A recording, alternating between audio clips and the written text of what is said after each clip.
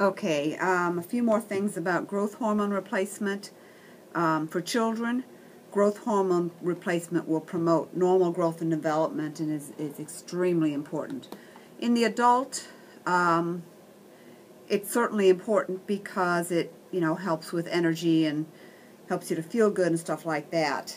But an adult has reached their full stature.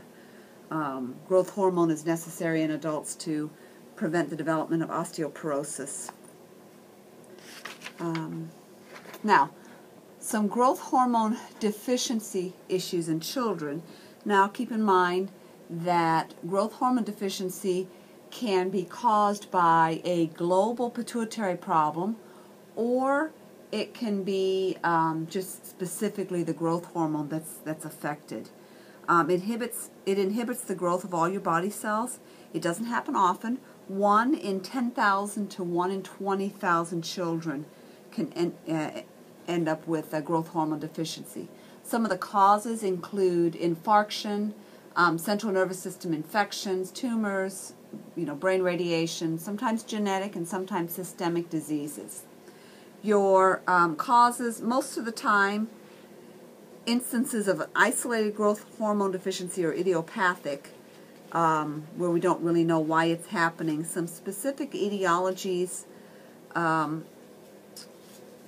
that cause most growth hormone deficiencies are associated with other pituitary problems or with infarction. Sickle cell disease being one reason that a child can end up with an infarction in the pituitary gland producing growth hormone deficiency. Let's see. Your clinical manifestations: child is normal birth weight and height, but by the time they're age 1, they're only in the 3rd percentile. They may have some glucose and electrolyte imbalances if other hormones are involved, like ACTH. They tend to appear well nourished, but tend to be a little overweight. Their skeletal proportions are normal, but their bone age is retarded. Their permanent teeth are delayed. They have an immature face. They have delayed puberty. Mortality in children with growth hormone deficiencies due almost entirely to other pituitary hormone deficiencies. So growth hormone deficiency by itself is not fatal, but if it's part of an overriding pituitary hormone problem, then that child can have issues. Okay, let's see. Next slide. The diagnosis of growth hormone deficiency is made during 2 broad age peaks. The first age peak happens at age 5, a time when children begin school, and the height of short children is compared to that of their peers. The second age peak happens in girls between the ages of 10 and 13 and boys in the ages of 12 to 16. The second peak possibly relates to the delay of puberty associated with growth hormone deficiencies.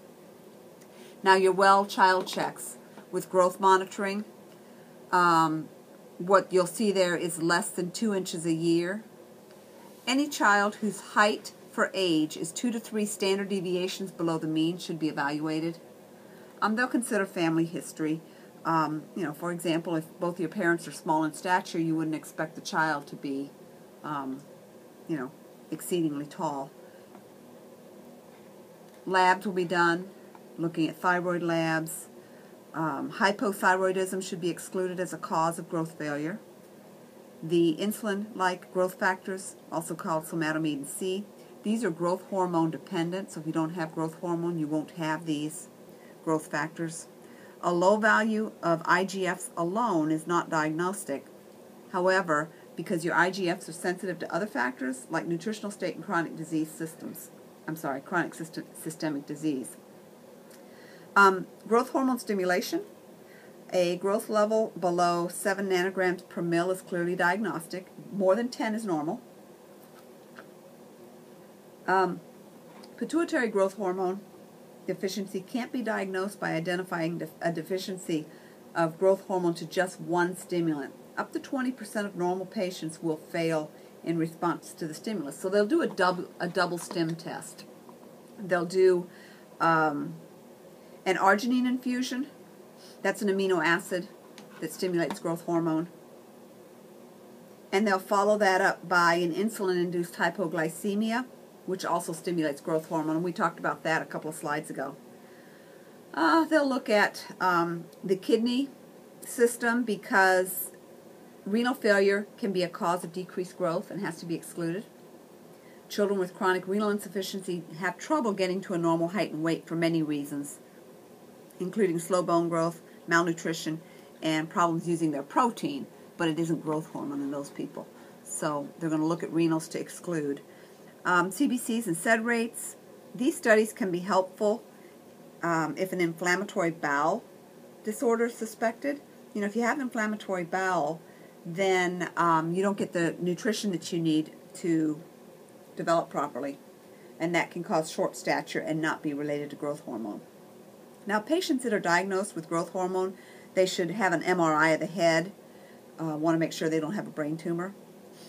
About 15% of patients who have growth hormone will have some kind of abnormality in their pituitary gland.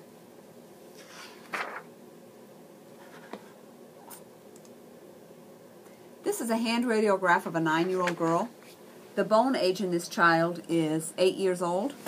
And what they'll do is they'll do a comparison of the left hand and wrist to a standard to use to estimate skeletal maturation.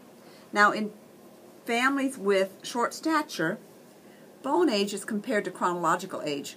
Bone age is going to be delayed if you've got a constitutional growth delay, or if you have malnutrition, or if you have an endocrine cause of short stature, like a growth hormone deficiency.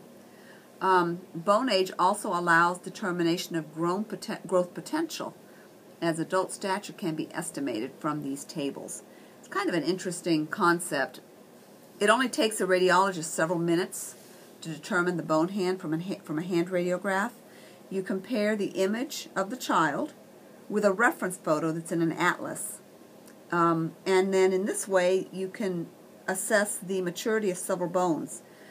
The bones develop in a very predictable, characteristic way. So from this estimate and other pieces of information, like, you know, the calendar age, sex and height of the child, information about the parents, you can predict adult height. If there's a big discrepancy between calendar age and bone age, that could be atypical skeletal development. So anyway, decisions about whether to treat a child with growth hormone depends on the outcome of a bone age estimation. This is the development of the ring finger row by row. Okay, starting over here. The image up here is from a baby. The image down here is from a 19-year-old. In the fifth image, 1, 2, 3, 4, 5, in the fifth image right there, the epiphysis appears and it becomes wider and wider. See, wider, wider, wider. And in the final images, it'll fuse with the metapiphysis. Now, these images are taken directly from that atlas I referenced. So, you know, when they're doing bone age, they'll look at specific bones like this. They'll look at several bones in the hand, and they can do a bone determination from that.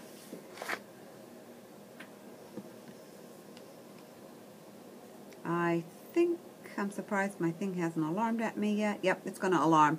I'm going to stop, and we'll start up with collaborative care of growth hormone deficiency.